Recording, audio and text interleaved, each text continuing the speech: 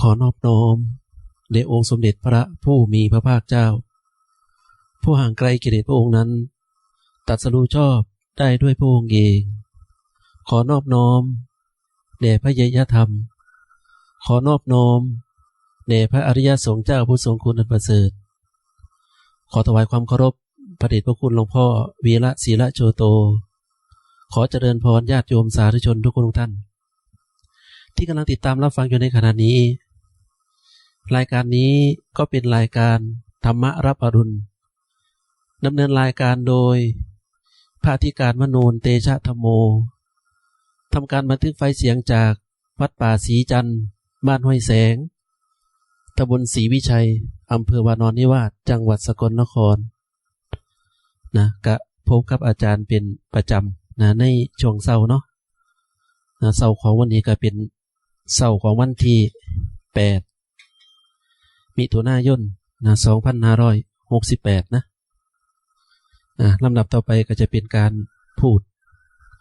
ธรรมะเนี่ยเน้นความจริงนะเน้นสิ่งที่เฮา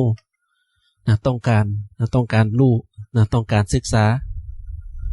เหมือนกับเฮานี่แหละนะเฮามาวัดเฮามาศึกษาธรรมะเฮาก็ต้องการที่จะรู้ความจริง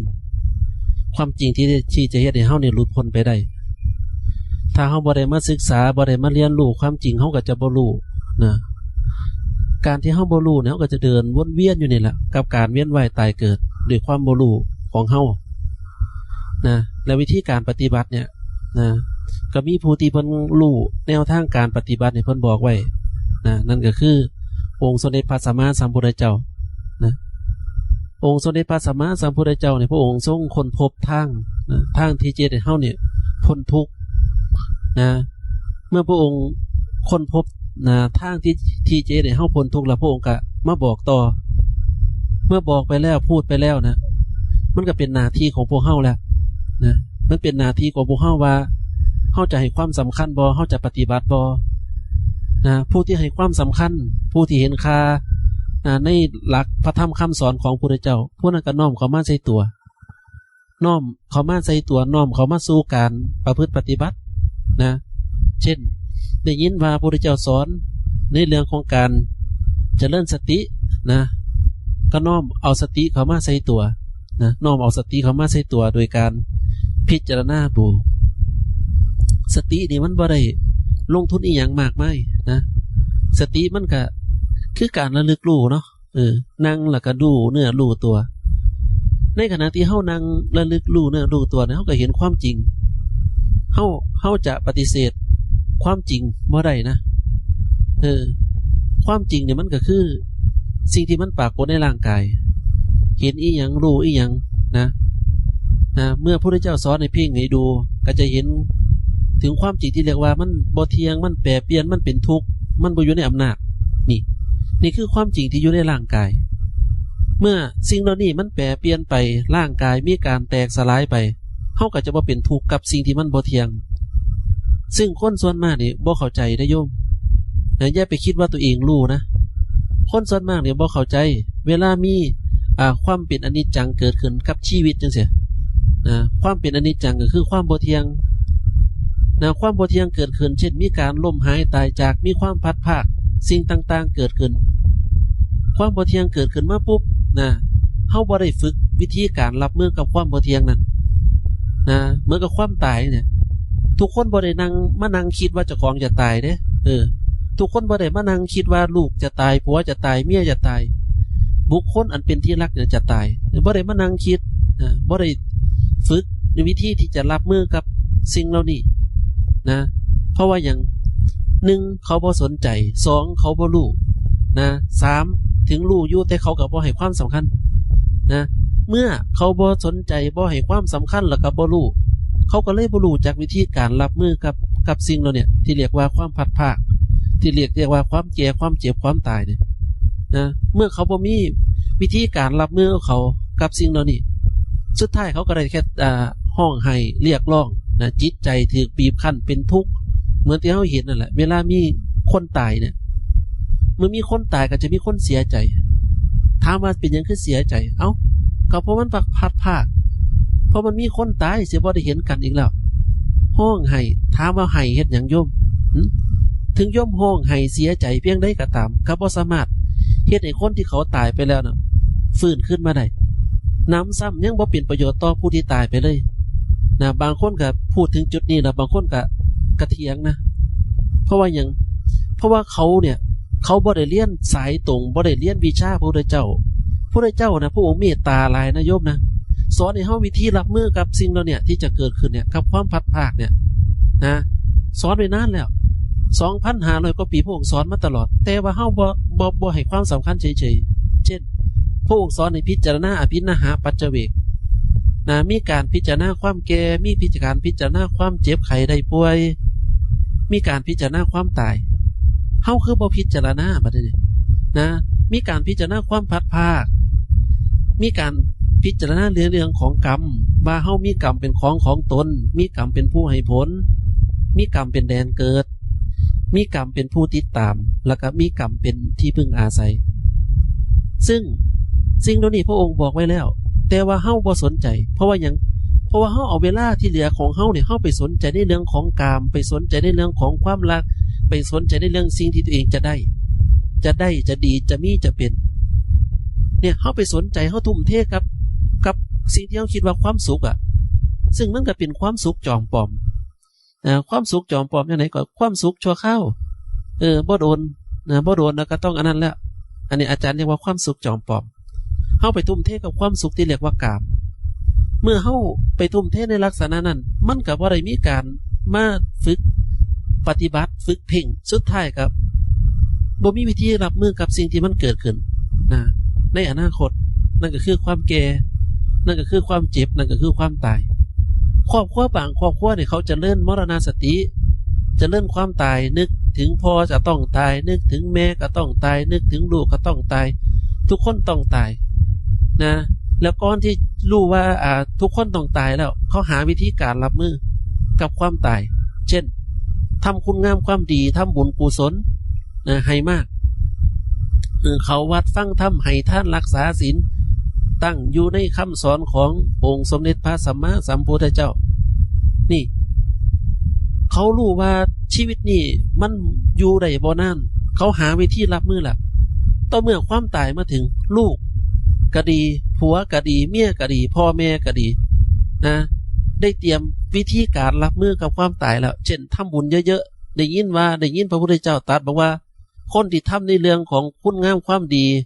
มีการให้ทานมีการรักษาศีลย่อมเข้าถึงสุคติโลกสวรรค์นี่นะในเรื่องของอนุปุพิกาถาเพิ่นก็ได้บอกไว้แล้วว่าผู้ที่ให้ทานผู้ที่รักษาศีลผู้ที่ตั้งอยู่ในคำสอนของพระเจ้าเนี่ยย่อมเป็นผู้ที่บ่ตกไปสู่อบายภูมินี่เมื่อเขารู้แล้วเขาก็สอนลูกสอนหลานพาลูกพาหลานเฮ็ดคุณงามความดีเมื่อลูกเมื่อหลานเมื่อพ่อเมื่อแม่เมื่อญาติพี่น้องที่ได้ตั้งอยู่ในศีลแล้วล้มหายตายจากไปเขาก็บ่ได้เสียใจเพราะอย่างเพราะว่าคนที่ตายไปนะเขาย่อมประสบกับความสุขที่มันดีขึ้นกว่าอัตภาพของมนุษย์อีกเห็นปะนี่จึงบ่จำเป็นจะต้องมาห้องไห้มาเสียใจว่าโอ้เป็นอย่างลูกเฮาตายผัวเฮาตายเมียเฮาตายมีความพัดภาคมันจึงบ่จำเป็นจะต้องมาเสียใจกับสิ่งเหล่านี้แต่ถ้าเกิดคนบ่ได้ศึกษาล่ะบัดนี้ทั้งที่พระพุทธเจ้าก็ได้ตรัสบอกไว้แล้วบ่ได้หาวิธีรับมือไว้ศีลก็บ่รักษาทานก็บ่ได้ให้ภาวนาก็บ่ได้เฮ็ดจิตมีแต่ความยึดมั่นถือมั่นเห็นหยังก็ว่าตัวตนของเฮาเห็นหยังก็ว่าของเราลูกก็ว่าลูกเราผัวก็ว่าผัวเราเมียก็ว่าเมียเราเมื่อสิ่งเหล่านี้เกิดความตายเกิดขึ้นมาเนี่ยต่อต้านห้องไห้บีบคั้นเรียกร้องความสนใจว่าเนี่ยฉันรักฉันรักผัวมากฉันรักเมียมากฉันอยู่ฉันขาดเธอบ่ได้นี่มันเป็นเรื่องเล่าของคนโง่ทั้งนั้นนี่พระเจ้าจึงบอกว่าสัตว์โลกที่ห้องไห้หากันโดยความโง่ความหลงความเขาเนี่ยมีมากน้ำตาที่สัตว์โลกห้องไห้หากันเนี่ยมีมากกว่ามหาสมุทรทั้ง4ป่ะนะมันจริงๆนะโยมนะที่เวียนว่ายตายเกิดเนี่ยเกิดมาชาติใดบ่มีน้ำตาเอาดูดีๆเนี่ยนะเมื่อเขาพิจารณาในลักษณะนี้แล้วเขาก็น้อมเข้ามาใส่ตัวก่อนที่เหตุการณ์เหล่านี้จะเกิดขึ้น เฮาฝึกวิธีรับมือเลยฝึกวิธีรับมือกันนี่แหละง่ายๆนะพระเจ้าสอนแบบใดสอนสเต็ปง่ายๆก็คือมีสติมีสติมีการพิจารณาเฮากำลังเฮ็ดเบิ่งนี่มีสติมันสิยากอีหยังการมีสตินี่นะน้อมเข้ามาใส่ตัวด้วยการระลึกรู้นะจะระลึกรู้หยังล่ะต้องมีคำอธิบายว่าการที่เฮามาปฏิบัติสติเนี่ยนะผลหรือว่าอานิสงส์ของการปฏิบัติที่ตั้งอยู่ในการจะเลื่อนในคำสอนของพระเจ้าเนี่ยนะให้นึกถึงนะโยมนะอย่างต่ำเนี่ยอานิสงส์ผลของการประพฤติปฏิบัติเนี่ยจะนำเข้าไปสู่สุคตินะเป็นเบื้องต่ำถ้าเบื้องปลายเบื้องสูงกันมาแล้วก็นำเข้าไปสู่ผลแล้วเป็นพรหมเป็นเขานิพพานไปผลแล้วตามอำนาจของความเข้าใจนะยิ่งบุคคลใดมีความเข้าใจในทางของพระนิพพานเนี่ยจิตย่อมมีการพัฒนาได้อย่างรวดเร็วส่วนคนใดที่มองบ่เห็นพระนิพพานบ่เข้าใจคำว่านิพพานมันก็ได้แค่ไต่เต้าเอาความเอาสวรรค์เอาพรหมนี่แหละเอาความสงบนี่แหละเป็นพื้นฐานซะก่อนก็เหมือนกับเฮานี่แหละที่นั่งสมาธิก็หวังเอาความสุขในภายภาคหน้าเดินจงกรมภาวนาก็หวังเอาความสุขในภายภาคหน้าถ้าคนเฮาบ่มีความหวังในภายภาคหน้าก็จะบ่เกิดการปฏิบัตินะเพราะว่าปฏิบัติแล้วมันบ่ได้อีหยังนะปฏิบัติแล้วนะบ่ได้สวรรค์บ่ได้มรรคผลนิพพานจะปฏิบัติอีหยังแต่เนี่ยองค์สมเด็จพระสัมมาสัมพุทธเจ้าพระองค์ตัดบอกไว้แล้วตัดรับรองไว้แล้วว่ามรรคผลนิพพานมีจริงนะสวรรค์มีจริงพรหมมีจริงมนุษย์มีจริงโภคสมบัติมีจริงขึ้นอยู่ว่าเฮาจะเลือกเดินเอาบ่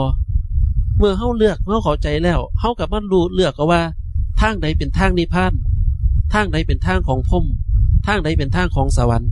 ประเมินดูกำลังของตนเองบัดนี้เริ่มลงต้นเริ่มต้นในการประพฤติปฏิบัติก็ประเมินดูกำลัง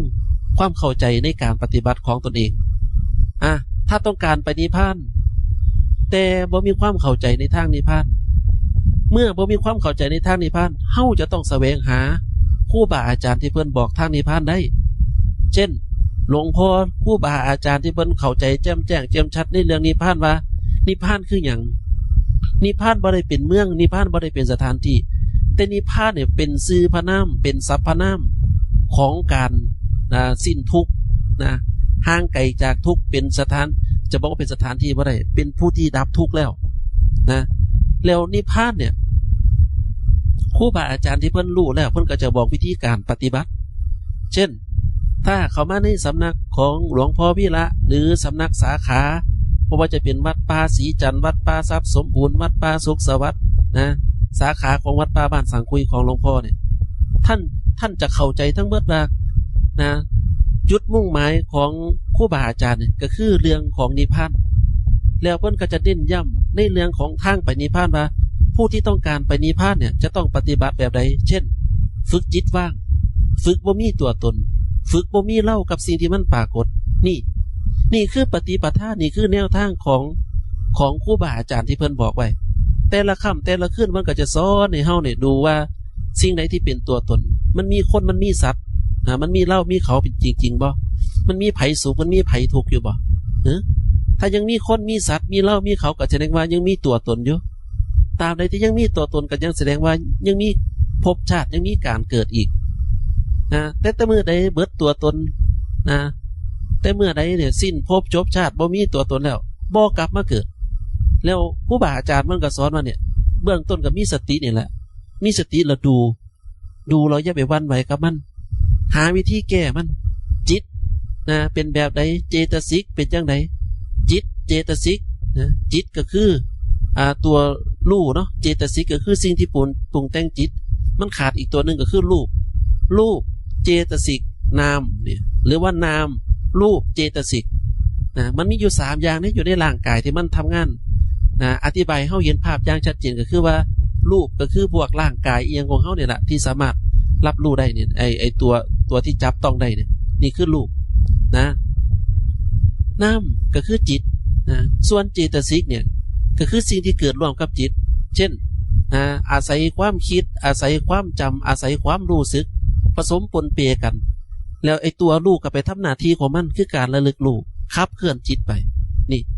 แล้วเวลาครูบาอาจารย์ท่านสอนเรื่องนิพพานท่านก็จะสอนว่าให้ดูรูปดูเจตสิกดูน้ำดูสิ่งเหล่านี้เพื่ออย่างเพื่อจะบ่ได้พวกถือหลอกตราบใดที่เฮานั่งดูนั่งเพ่งนั่งจ้องมันอยู่จิตของเฮาตั้งมั่นบ่หวั่นไหวด้วยอำนาจของสติด้วยอำนาจของสมาธินะสติอาจารย์ก็บอกว่าแล้วมันแปลว่าระลึกรู้สมาธิมันแปลว่าการอ่านจิตตั้งมั่น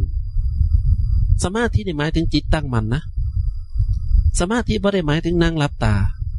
แต่หมายถึงว่าเขาไปรู้อยู่เห็นอยู่แล้วบ่วอกแวกบ่หวั่นไหว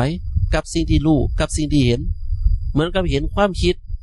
เห็นความรู้สึกที่มันกำลังทำงานแต่ละขณะนั่นแล้วก็เห็นตัวที่เขาไประลึกรู้เด็กนะแล้วบ่หวั่นไหวกับเขานี่ปฏิบัติจังเสียครูบาอาจารย์ก็ว่าเนี่ยเอาไปนั่งดูมันเมื่อดูไปเรื่อยๆก็เห็นนะถึงกฎของไตรลักษณ์ก็คือความบ่เที่ยงนะความเป็นทุกขังบีบคั้นความเป็นอนัตตาที่บังคับบัญชาบ่ได้บ่อยู่ในอำนาจอยากให้มันสงบอยากให้มันเป็นแบบนั้นอยากให้มันเป็นแบบนี้แต่มันบ่เป็นไปตามความอยากนี่นะคนมีปัญญาเขาก็ศึกษาแล้วเนี่ยโอ้มันปฏิบัติจังสี่เนาะยิ่งปฏิบัติเนี่ยเขาจะคลายความสงสัยไปเรื่อยๆส่วนคนใดที่บ่เข้าใจยิ่งปฏิบัติยิ่งมีแต่ความสงสัยและไอ้คนที่สงสัยก็คือตัวตนนั่นแหละปฏิบัติถือบ่ปฏิบัติจังสี่ได้นั่นได้นี่บ่เห็นนั่นเห็นนี่บ่นี่คือคนที่บ่เข้าใจผู้ที่บ่เข้าใจเนี่ยโยมนะเวลาเขาเฮ็ดอีหยังนะการปฏิบัติจนได้ระดับหนึ่งแล้วเขาจะถามว่าเฮ็ดหยังต่อไปปฏิบัติจังไหนต่อไปแต่ถ้าเกิดว่ากับครูบาอาจารย์ที่เพิ่นเข้าใจแล้วเพิ่นว่าบ่มีไผปฏิบัติจังดอกปฏิบัติจนบ่มีไผนั่นแหละปฏิบัติไปเรื่อยๆจนบ่มีตัวตนบ่มีคนสุขบ่มีคนทุกข์เฮ็ดได้บ่นั่งแบบบ่อึดอัดน่ะเดินแบบบ่อึดอัดนอนแบบบ่อึดอัดน่ะบ่ถูกบีบคั้นน่ะบีบคั้นในที่นี้บ่แม่นว่าจะบ่ทุกข์เด้บีบคั้นก็คือบ่ถูกบีบคั้นด้วยอารมณ์บีบคั้นด้วยความคิดบีบคั้นด้วยสิ่งที่มันปรากฏเนี่ยนะให้มันว่างเฉยเนี่ยนะต่อสิ่งที่เห็นต่อสิ่งที่กระทบเนี่ยเพิ่นจึงหมายเอาความหมายของสมาธิเนี่ยหมายถึงว่าจิตที่มันตั้งมั่นจากสิ่งเหล่านี้นี่อย่าไปตีความหมายของสมาธินี่ผิดไปนะบางคนไปตีความหมายของสมาธินี่ผิดไปตีความหมายของการทำสมาธิคือการนั่งหลับตาแล้วก็ไปตัวคนอื่นนี่บัดนี้โอ้ยฉันนั่งสมาธิจิตของฉันสงบเป็นแบบนั่นเป็นแบบนี้ออกแสงวูบวงวูบว่าไปแล้วบัดนี้นั่นนะนี่แหละมันบ่เข้าใจเข้ามาสมาธิเพิ่นก็ว่าจิตตั้งมั่นเพิ่นบ่ได้ว่าสมาธินั่งหลับตาเด้นี่ไอการนั่งหลับตามันก็เป็นกลเป็นอุบายตัวอย่างหนึ่งในการภาวนาที่ทำให้จิตสามารถตั้งมั่นขึ้นมาได้เช่นมันตัดภาษาออกบ่ต้องเอาตาไปดูคนนั้นบ่ต้องเอาหูไปฟังคนนี้นั่งหลับตาอยู่ในที่เงียบๆเมื่อปิดทวารแล้วทำสติให้มากขึ้นระลึกรู้สิ่งที่มันปรากฏนะปรากฏสิ่งไหนก็ระลึกรู้ปรากฏสิ่งไหนก็ระลึกรู้แล้วก็ว่างมันลงไปว่างในที่นี้ว่างจังใดว่างด้วยความบ่สนใจนั่นแหละพระเดชพระคุณหลวงพ่อเพิ่นใส่คำว่ารู้อยู่เห็นอยู่อย่ามีเรื่องนี่นั่นคือการเจริญสติเจริญสมาธิการที่เขาไปรู้ไปเห็นเนี่ยมันจะต้องรู้ต้องเห็นก่อนนี่เห็นอย่างเห็นอาการของจิตเห็นอาการของรูปของน้ำเห็นอาการในสิ่งที่มันกำลังทำงานแต่ละขณะเนี่ยโยมทดสอบดูก็ได้เวลาโยมนั่งสมาธิเนี่ยโยมจะต้องเห็นอย่างใดอย่างหนึ่งในร่างกายของโยมเช่นเห็นเวทนานั่งแล้วมันปวดแข้งปวดขามันรู้สึกบีบคั้นเนี่ยอันนี้เขาเรียกว่าเวทนานั่งแล้วไปปุ๊บเนี่ยเห็นความคิดเห็นความอยากบัดนี้โอ้อยากทำนั่นอยากทำนี่จิตละซ้ำละสายเห็นบ่เห็นจิตบ่เห็นนะต้านทานมันได้บ่ถ้าต้านทานมันได้ก็ผะอืดผะอมน่ะผะอืดผะอมยังไงก็คือฝืนทนน่ะบางคนก็พ่ายแพ้ไปเลยพ่ายแพ้ต่อความอยากพ่ายแพ้ต่อความลุ่มหลงของตนเองนี่ด้วยความบ่เข้าใจคนมันบ่เข้าใจมันก็เลยยากนะบัดนี้คนที่บ่เข้าใจมันปฏิบัติมันก็เลยบ่ไปหน้าบ่มาหลังเพราะว่าความเข้าใจบ่มีครูบาอาจารย์มันเรียกว่าสัมมาทิฏฐิบ่เกิดเมื่อสัมมาทิฏฐิมันบ่เกิดเฮ็ดอีหยังมันก็มีแต่ตัวตนจิตบ่สงบมันก็ไปมีเรื่องกับจิตบ่ตั้งมั่นมันก็ไปมีเรื่องกับจิตที่บ่ตั้งมั่นนะ เช่นจิตมันเผลอไปคิดเผลอไปนึกเรื่องเล่าในอดีตขึ้นมาก็ไปโทษนะสัญญาไปโทษเรื่องเล่าที่มันผ่านมาแล้วว่าไอ้ตัวนี่แหละเป็นเหตุเป็นสมุทัยเหตุให้เฮาบ่สงบแต่ความเป็นจริงแล้วนั่นก็คือตัวยึดตั้งหากตัวอุปทานขันธ์ตั้งหากที่เพิ่นเรียกว่าตัวโง่ตัวหลงนั่นจริงๆนะเพิ่นจึงสำรวจสรุปให้ฟังสังคิตเตนะปัญจุปาทานขันธาทุกขาว่าโดยย่ออุปทานขันธ์ทั้งห้าเป็นตัวทุกข์ขันธ์ทั้งห้าเป็นตัวทุกข์จังไดก็คืออุปทานขันธ์ทั้งห้าอุปทานก็คือยึดในสิ่งที่มันผ่านเข้ามาเนี่ยไม่ว่าจะเป็นความคิดเป็นรูปเป็นความรู้สึกเป็นสัญญาเป็นอดีตที่มันผ่านมาแล้วว่าเป็นตัวตนนะเมื่อไปยึดสิ่งเหล่านี้เพิ่นก็เรียกว่าไอ้ตัวยึดตัวนี้แหละมันคือตัวทุกข์จึงมีบทแก้นะบทปฏิบัติของผู้ที่เข้าถึงกระแสของพระนิพพานก็คือพระโสดาบันเอามาแก้นะเอามาแก้อุปทานขันธ์เอามาแก้การยึดมันว่าผู้ใดที่ละความยึดมันถือมันละความเห็นผิดในรูปนามขันธ์หาว่าเป็นตัวตนได้แล้วบ่ไปยึดมันถือมันผู้นั้นเริ่มตกเข้าไปในกระแสของพระพุทธเจ้านี่นะเหมือนกับพระพุทธเจ้าสอนเนี่ยละสากยะทิฏฐิทิฏฐิมันแปลว่าหยังทิฏฐิมันแปลว่าความคิดความเห็นว่าหยังเห็นว่าร่างกายเนี่ยเป็นของเราเป็นตัวตนของเราจริงๆนะละความลังเลสงสัยที่เกิดขึ้นแต่ละขณะในขณะที่จิตมันภาวนาไปเห็นนี่ในขณะที่จิตมันภาวนาไปเห็นแล้วก็เห็นอาการที่มันลังเลสงสัยเกิดขึ้นมาเนี่ยโอ้ละออกไปได้ผู้ใดที่ทำความรู้สึกเนี่ยเริ่มแล้วนั่นน่ะเริ่มต้นด้วยการตกเข้าไปในกระแสเนี่ยการภาวนาในลักษณะนี้แหละมันจะได้เฮาเนี่ยหลุดพ้นไปได้โดยที่บ่ได้เกี่ยวกับศีลจะขอบวชจากพรรษาบวชได้จากปีมีลูกจากคนมีเมียจากคนจนหรือรวยบ่เป็นสิ่งสำคัญเลยสิ่งสำคัญก็คือว่าเฮามีการอบรมบ่มจิตถอดถอนกิเลสอาสวะที่อยู่ในจิตคือความโง่ความหลงเนี่ยออกไปได้หรือไม่ละความเห็นผิดที่อยู่ในร่างกายออกไปได้หรือไม่ถ้าโยมเริ่มละเดี๋ยวนี้นิพพานอยู่ใกล้เดี๋ยวนี้นะนั่งสมาธิโยมจะเอาถึง7 วัน10 วัน15 วันเดือน1 ปีนึงมันขึ้นอยู่กับกำลังความเข้าใจของโยมทั้งนั้นเลยบ่ได้เกี่ยวกับครูบาอาจารย์ท่านอบรมสั่งสอนท่านให้กรรมฐานเฮาไปแล้วหน้าที่ของการปฏิบัติก็เป็นหน้าที่ของเฮาหน้าที่ของเฮาก็คือเนี่ยมาดูตนเองแล้วก็บอกตนเองอย่าให้มันมีเรื่องกับสิ่งเหล่านี้อย่าไปยึดอุปทานขันธ์นะดูมันเนี่ยแต่ละมือแต่ละเว้นเนี่ยจะลืมตาจะรับตาก็ได้เพิ่นบ่ได้ห้ามนะตัวอย่างก็เหมือนนี่เด้เนี่ยเหมือนกับท่านพระอานนท์น่ะเคยฟังประวัติท่านพระอานนท์บ่ท่านพระอานนท์เนี่ยท่านได้รับคำพยากรณ์ได้รับคำทำนายจากพระพุทธเจ้าว่า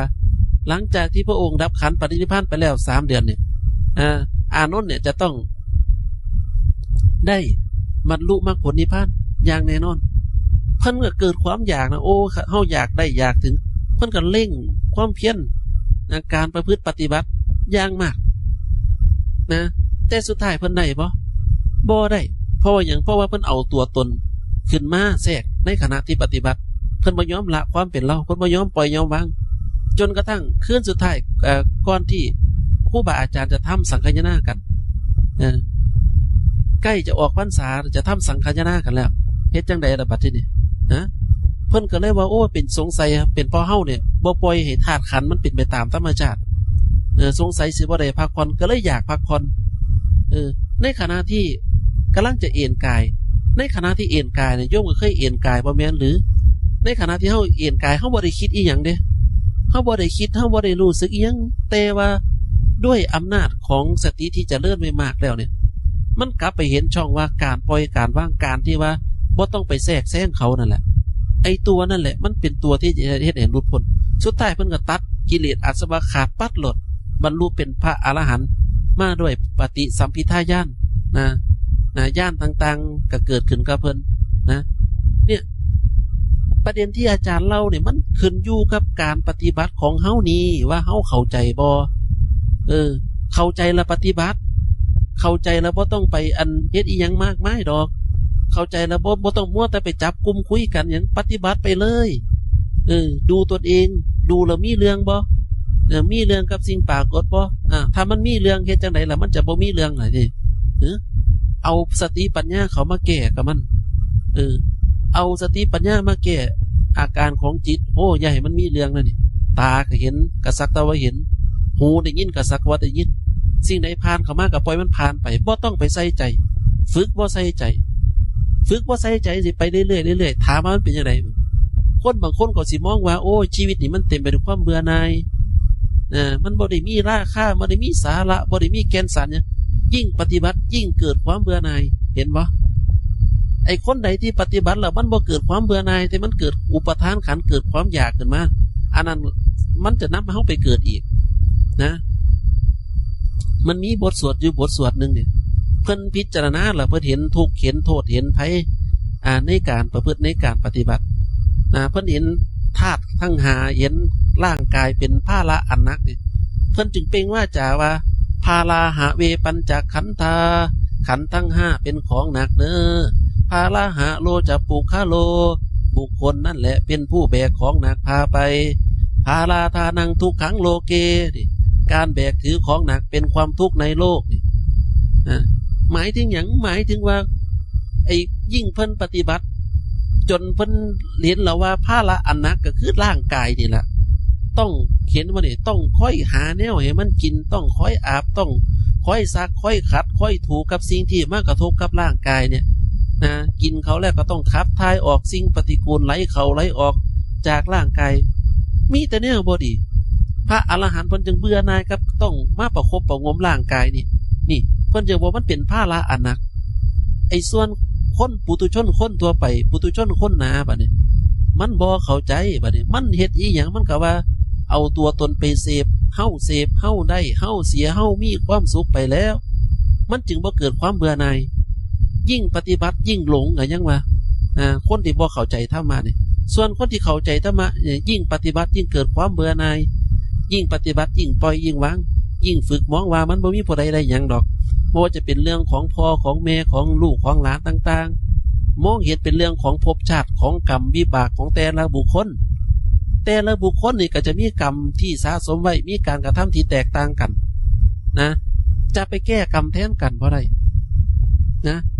ลูกทำก็เป็นของลูกแม่ทำก็เป็นของแม่สิไปรับโทษใส่กรรมแทนลูกว่าไรลูกเป็นคนชั่วไปฆ่าคนตายแม่สิไปตกนรกแทนลูกนี่ก็บ่ได้มันบ่แม่นความคิดของเฮาเด้ไอ้ความคิดที่มันเป็นตัวตนนี่ว่าแต่เป็นพ่อเป็นแม่ลูกเนี่ยปกป้องไว้โลดเฮาจึงเห็นข่าวตามหนังสือพิมพ์ที่เขาออกข่าวกันเวลาลูกขับรถไปชนคนตายเห็นอยู่บ่ลูกอีหยังล่ะที่มันก็เป็นข่าวดังน่ะลงหน้ายกอบตเองของเขานั่นแหละขับรถไปปาดหน้ากันเครียดว่าเขาบ่ให้ทางโกรธโมโหขี่รถไปปาดหน้าเขาอยากหาเรื่องเขาอยากหาเรื่องทำลายเขาเพื่อจะระบายความโกรธนะไฟคือโทสะแรกมันก็มีประกายหน่อยๆนะแต่ถ้ามันบ่ดับนี่โยมไฟโทสะถ้ามันบ่ดับนี่มันจะก่อให้เกิดกองใหญ่ขึ้นเรื่อยๆสุดท้ายก็เผาล้นตนเองให้ได้รับความทุกข์ให้รับความลำบากเหมือนกับที่เป็นข่าวดังที่เมื่อกี้เดือนที่ผ่านมาขับรถไปปาดหน้าเขาสุดท้ายเป็นยังไงเดือดร้อนฮอดพ่อกับแม่ก็มาปกป้องลูกอ้าวปกป้องเฮ็ดหยังคันพ่อกับแม่บอกว่าอ้าวเธอทำผิดเธอยอมรับผิดไปจบบ่จบแต่เมื่อทำผิดไปแล้วบัดนี้อยากจะช่วยเหลือลูกอยากจะมาเยียวยาอยากจะมาไกลเกลี่ยเขาหลังจากที่ระบายโทสะไปแล้วดูเอาโทษของโทสะเป็นแบบใดมันดีบ่นั่นเด้คันหู้จักควบคุมสติหู้จักควบคุมโทสะของตนเองแล้วบ่เป็นนั่นแหละอาจารย์ถึงบอกว่าเนี่ยคนที่มันบ่ได้ปฏิบัติธรรมเนี่ยต่อให้มันอยู่ในโลกนี่แหละมันมีแต่หลงโลกทั้งนั้นนะแล้วก็บ่รู้ว่าสิ่งที่ตัวเองทำลงไปน่ะมันมีผลตามมาภพชาติก็เกิดขึ้นได้จังซี่แหละด้วยความโง่ด้วยความหลงนี่แหละจึงบ่แปลกใจเลยว่าเป็นหยังองค์สมเด็จพระสัมมาสัมพุทธเจ้าพระองค์จึงสอนให้เฮาเนี่ยพิจารณารากเหง้าต้นเข้าของความทุกข์รากเหง้าของภพของชาติมาได้จังไดรากเหง้าของภพของชาติก็มาจากอวิชชาเพิ่นเว้าอวิชชาก็คือความบ่รู้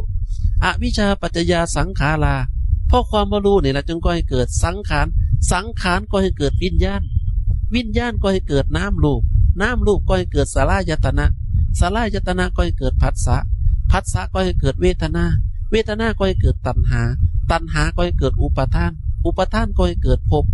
ก่อให้เกิดชา ชาติก็ให้เกิดกรรมเกิดวิบากแล้วก็เป็นเฮ้าเป็นผู้ที่รับวิบากอยู่ในปัจจุบันเนี่ยล้วนเป็นท่าญาติเป็นคนที่รับวิบากกรรมด้วยความโง่ด้วยความหลงตั้งแต่ตอนต้นเลยแล้ววิธีการหยุดสิ่งเหล่านี้มันก็ง่ายๆเอาความโง่ความหลงออกด้วยการละลายตัวตนหยุดบ่มีตัวตนกันมาภพชาติสิ้นตอนนั้นเลยแหละต่อให้เจ้าสร้างกรรมมากี่ภพกี่ชาติแล้วนะบ่ต้องไปรับถ้าเมื่อใดที่ปฏิบัติแล้วบ่มีตัวตนวิธีปฏิวิธีอาจารย์ปฏิบัติปฏิวิธีอาจารย์ปฏิบัติง่ายๆเวลาอาจารย์ฟังคำสอนของหลวงพ่อวิราชอาจารย์จะน้อมเข้ามาว่าส่วนใดเป็นตัวตนถ้าตราบใดที่เฮายังมองบ่เห็นตัวตนของเฮาเนี่ยกรรมหรือภพหรือชาติเนี่ยมันก็มองบ่เห็นตัวตนของเฮาเหมือนกันเพราะว่าหยังเพราะว่าขนาดตัวเฮาเพ่งก็ไม่ได้จิตของเฮาเนี่ยมันยังบ่มีตัวตนนะมันมีแต่สิ่งที่ปรากฏเกิดดับแล้วมันก็ว่างจากสิ่งที่เป็นของมันในขณะนั้นนี่เฮามองเห็นแต่มันเป็นความว่างเกิดดับตั้งอยู่ดับไปตามเหตุตามปัจจัยของมันนี่ฝึกในลักษณะนี้บ่อยๆถ้าตายในขณะนั้นโยมถ้ายังมีพานบ่ได้อย่างน้อยไปเกิดเป็นพรหมแน่นอนเพราะอย่างเพราะว่ามันมีแต่ความสงบในขณะจิตของนั้นนะแต่ถ้าเกิดเฮาเฮ็ดอีหยังเฮายังมีความรู้สึกว่าเป็นเรามีความรู้สึกว่าเป็นเราสุขเราทุกข์เราในสิ่งที่มันปรากฏอยู่ยังมีความรู้สึกว่าเป็นเราอยู่นี่ภพชาติมันก็ยังยืดยังเกิดขึ้นได้เห็นบ่นี่แหละอาจารย์จึงบอกว่าเนี่ยให้มาศึกษาให้มาเรียนรู้เอายิ่งเฮาศึกษาเฮาเรียนรู้เฮาปฏิบัติได้มากนะผลประโยชน์ที่เกิดจากการศึกษาผลประโยชน์ที่เกิดจากการเรียนรู้เนี่ยมันก็มากตามยิ่งปฏิบัติเนี่ยก็ยิ่งเกิดปัญญานะแต่ถ้าเกิดบ่เข้าใจแล้วโอ้ยิ่งปฏิบัติก็ยิ่งทุกข์เลือกเอานายโยมนะจะปฏิบัติแบบใดจะเอาจริงเอาจังในชีวิตบ่มีคนอื่นเป็นคนตัดสินให้เฮานะเนี่ยปัจจุบันเนี่ยเลือกเอาเลยจะเร่งความเพียรบ่ถ้าเป็นอาจารย์นะถ้าอาจารย์อายุมากนะอาจจะถ้าสมมติว่าตอนอายุ60เนาะอาจารย์สิบ่สนใจโลกแล้วอาจารย์สิมุ่งภาวนาอย่างเดียวเลยเพราะว่ามันเต็มที่แล้วลูกก็มีแล้วผัวก็มีแล้วเมียก็มีแล้วสมมุติเด้อเหมือนกับชีวิตของโยมพาดยังมาแล้วมีลูกยังมีแล้วมีเงินยังมีแล้วมีไรหน้าสาโทมีบัตรมีเบิดแล้ววันนี้เหลืออย่างเดียวสิ่งที่มันจะเกิดขึ้นกับชีวิตก็คือความตายแล้วเฮารู้แล้วว่าความตายใกล้เข้ามาทุกขณะเฮามัวเฮ็ดอีหยังอยู่นะวันคืนล่วงไปบัดนี้เราทำอะไรอยู่แม่นบ่ทบทวนเบิ่งเด้อแม่นอาจารย์สิปล่อยออกเบิดนะคันมีลูกที่เขาฉลาดเขาคันอาสาสิหาเขาหาน้ำมาให้ส่งให้เฮาเด้อเฮาทุ่มเทกับการปฏิบัติเลยทุ่มเทในการที่จะยกจิตของเฮาเนี่ยให้ขึ้นสู่ที่สูงเลยเฮาสิบ่ไปสนใจเรื่องตุ๊กตาของลูกของหลานของวัยรุ่นหนุ่มสาวดอกเดี๋ยวมันก็หาเรื่องผิดหวังสมหวังไม่เฮาไอ้ลูกหลานน่ะมันสิมีหยังอยู่หั่นนอกจากหาไฟมาสุมหัวเจ้าของนั่นแม่นอยู่บ่เดี๋ยวมันก็หาเรื่องโง่หาเรื่องทุกๆมาใส่หัวเจ้าของเดี๋ยวก็ผิดหวังกับผัวกับเมียเดี๋ยวก็ทะเลาะกันผิดหวังทะเลาะกันบ่มีเงินสิกินเขาอันนั้นอันนี้แน่เดือดร้อนไปมันแล่นหาพ่อหาแม่เหมือนที่เฮาเห็นนั่นแหละวุ่นวายบ่โยมว่าพ่อแม่ก็ใกล้สิตายเพราะพ่อแม่ล่ะบัดนี้ยังมาฝันเล่นละครกับเด็กน้อยอยู่บัดนี้นี่เห็นบ่น่ะมันบ่เข้าใจมันก็หาแต่เรื่องทุกข์มาใส่หัวมันนั่นแหละไอ้คนฉลาดมันเนี่ยกูกระเทาแล้วสู้กับปล่อยกูไปนิพพานแน่ให้กูปฏิบัติเงียบๆเนี่ยให้มีเวลาจะเลื่อนจิตให้มันสงบอย่างน้อยก็ให้กูได้ไปเกิดเป็นพรหมไปเกิดในสั้นที่มันสูงเช่นนิพพานเนี่ยก็ยังดีเด้ให้ได้ศึกษาทางของนิพพานเนี่ยทางของนิพพานจะว่ายากก็ยากจะว่าง่ายก็ง่ายมันยากก็คือตรงที่มันบ่เข้าใจมันง่ายก็คือตรงที่มันเข้าใจทางนิพพานนี่แหละถ้ามันเข้าใจทางนิพพานเหรอสู้กับปล่อยกูไปนิพพานได้เป็นอย่างให้ศึกษาได้ศึกษาเรื่องจิตว่างได้เป็นอย่างให้ศึกษาในการปล่อยวางบ่มีตัวตนได้เป็นอย่างสู้กับยุดสร้างความเปลี่ยนตัวตนเนี่ยทำหน้าที่มามากมายแล้วจนอายุ50-60แล้วนี่ต้องไปขอร้องเขาป่ะนะนี่ถ้าลูกหลานคนใดมันเข้าใจว่าพ่อกับแม่เนี่ยแก่แล้วผมเปลี่ยนสีแล้วกำลังวังชากับบ่หลายแล้วปล่อยให้เราอยู่เงียบๆปล่อยให้เราปฏิบัติมอแม่ไปนี่คงจะดีนี่ถ้าคิดในลักษณะนี้มันก็ง่ายนะแต่ถ้าเกิดว่าขันมันบ่เข้าใจล่ะ มันบ่เข้าใจก็คือยังเห็นนี่แหละเนี่ยอาจารย์ถึงได้บอกให้หยุดโง่หยุดหลงเขาได้แล้วศึกษาทางไปของเจ้าของเพียทางไปทางมาเพียตายแล้วไปไหนเนี่ยเหมือนกับบุตรของนายช่างหงน่ะเธอจะไปไหนเธอมาจากไหนเธอทราบหรือทราบอยู่บ่เธอมาจากไหนถามพอได้ถามไม่เงี้ยไม่ถามไม่เงี้ยข้ามไข่บ่ถามไม่เงี้ยมูนบ่ไม่เงี้ยข้ามไข่จะมาจากไสอย่าบอกว่ามาจากบ้านโน้นอุดมเนี่ยมาจากบ้านโน้นอุดมอาจารย์ก็ฮู้อยู่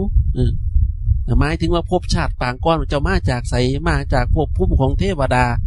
เปรตอสุรกายหรือว่าสัตว์เดรัจฉานบ่จะมาจากไสบ่รู้เธอจะไปไสบัดเนี่ยตายแล้วสิไปไสไม่ยังไขตอบได้อยู่ว่าโอ้ตอบว่าได้เนี่ยก็บ่รู้อีกทราบอยู่บอกว่าอันเจ้าของจะต้องตายเนี่ยทราบบ่ทราบนะเห็นว่านี่นั่นแหละเฮาจะบ่ควรประมาทเมื่อรู้ว่าตัวเองใกล้จะตายแล้วอย่าไปประมาทเหมือนกับบุตรของนายช่างหงนะเพิ่นโตเพิ่นตอบเพิ่นไถ่ควรพิจารณาความตายว่ามันเป็นของจังสั่นจังสี่เพิ่นบ่ได้ประมาทในชีวิตของเพิ่นนี่ให้พิจารณาดูเลยผู้ที่สนใจผู้ที่ใคร่ศึกษาอยากเรียนรู้อยากหลุดพ้นเนี่ยว่าต้องไปปฏิบัติอย่างอื่นเบิ่งจากของอย่างเดียวเท่าแล้วนะ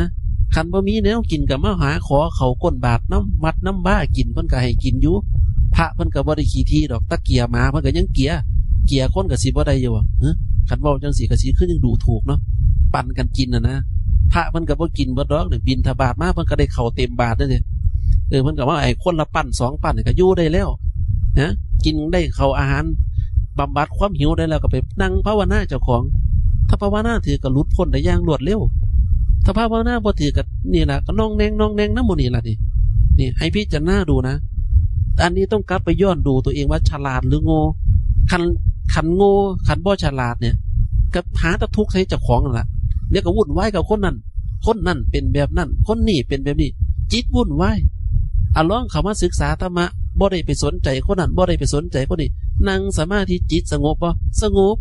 มีความสุขบ่มีความสุขนี่เห็นบ่นี่อาจารย์พาเฮ็ดนี่นะอยู่กับพระนี่ออกจากศาลาไปก็บ่ได้คุยกันนะต่างคนก็ต่างอยู่ถามว่าเครียดในกันบ่เครียดทะเลาะกันบ่ก็บ่ได้ทะเลาะสิไปทะเลาะอีหยังมันบ่มีแนวทะเลาะต่างคนก็ต่างอยู่ต่างคนก็ต่างภาวนาไปทำจิตให้สงบถึงเวลาก็มาทำหน้าที่แล้วก็ภาวนาของเจ้าของถ้าเป็นในลักษณะนี้อยู่หอดมือตายก็ได้บ่ต้องอันนั้นเลยนี่อยู่ไปเรื่อยๆไปเรื่อยๆเพราะหยังเพราะว่ามันมีธรรมะเป็นกรรมฐานอยู่แล้วให้ศึกษาในลักษณะนี้เขาไว้ให้แน่นนะเขาไว้ในเรื่องของธรรมนะในหมวดธรรมคำสอนพระพุทธเจ้าเนี่ยเป็นสิ่งที่ดีมากๆให้น้อมเขามาใส่ตัวให้มากๆก็แล้วกันเนาะเอาละนะพูดมากก็คงเห็นว่าสมควรเก็บเวลาละก็คงจะได้ยุตินะการบรรยายธรรมะเป็นธรรมะรับอรุณของวันที่8มิถุนายน2568เนาะสุดท้ายนี้อาจารย์ก็ขอส่งกำลังใจเนาะให้ญาติโยมญาติธรรมนะที่กำลังมุ่งมั่นประพฤติดีปฏิบัติชอบตามคำสั่งสอนขององค์สมเด็จพระสัมมาสัมพุทธเจ้าด้วยการเจริญศีลสติสมาธิและปัญญาจงมันพัฒนาฝึกฝนอบรมตนไปจนกว่าเราท่านทั้งหลายจะเข้าถึงความมีหลุดพ้นในด้วยกันทุกคนทุกท่านเถิดขอเจริญพร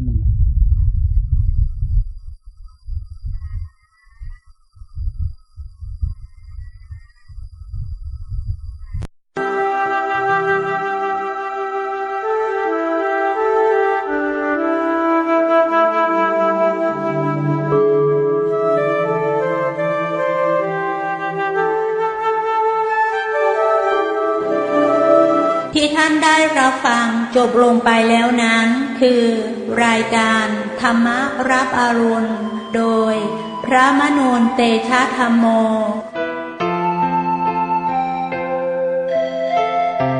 และต่อจากนี้ไปเป็นบรรยากาศ